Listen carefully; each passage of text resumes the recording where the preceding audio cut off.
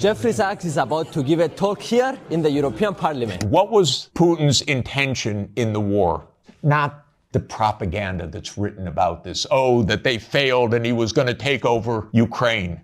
The idea was to keep NATO, and what is NATO? It's the United States, off of Russia's border.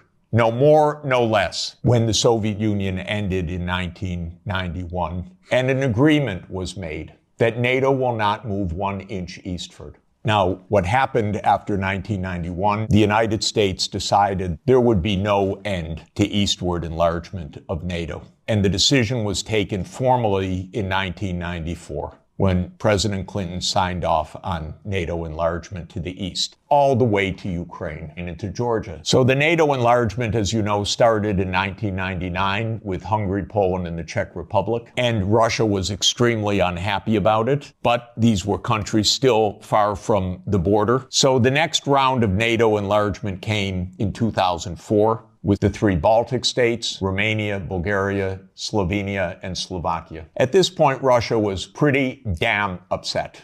So as everybody recalls, in 2007, President Putin said, stop, enough. And of course, what that meant was in 2008, the United States jammed down Europe's throat enlargement of NATO to Ukraine and to Georgia. This is right up against Russia. And Russia protested, because if Russia decided to have a military base on the Rio Grande or the Canadian border, not only would the United States freak out, we'd have war within about 10 minutes. And a month later, a war broke out. That gets Georgia destroyed. And starting in 2010, the U.S. put in Aegis missile systems in Poland and then in Romania. And Russia doesn't like that. In 2010, Viktor Yanukovych was elected on the platform of neutrality. Russia had no territorial interests or designs in Ukraine at all. What Russia was negotiating was a 25-year lease for Sevastopol Naval Base. That's it. Not for Crimea, not for the Donbass, nothing. In 2014, the U.S. worked actively to overthrow Yanukovych. Everybody knows the phone call by my Columbia University colleague, Victoria Nuland, and the U.S. Ambassador Peter Piot. Listen to it. It's fascinating. I don't think Cleach should go into the government. I don't think it's necessary. I don't think it's a good idea. I think Yats is the guy who's got the economic experience, the governing experience, and, fuck the EU. No, exactly. And I think we've got to do something to make... You don't get better evidence. Then came Minsk, and especially Minsk II.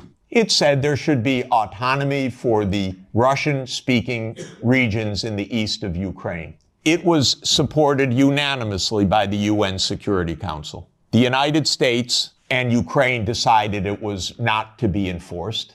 There were many thousands of deaths in the shelling by Ukraine in the Donbass. And one of the issues on the table in December 2021, January 2022, was, does the United States claim the right to put missile systems in Ukraine?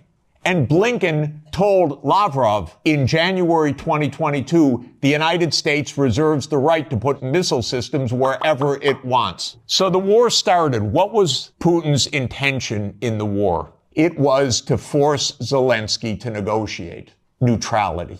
And that happened within 7 days of the start of the invasion. Ukraine walked away unilaterally from a near agreement. Why? Because the United States told them to. The idea was that there would be Ukraine, Romania, Bulgaria, Turkey, and Georgia that would deprive Russia of any international status by blocking the Black Sea. And the American senators, who are as nasty and cynical and corrupt as imaginable, say this is wonderful expenditure of our money because no Americans are dying. It's the pure proxy war. And since the U.S. talked the negotiators away from the table, about 1 million Ukrainians have died or been severely wounded.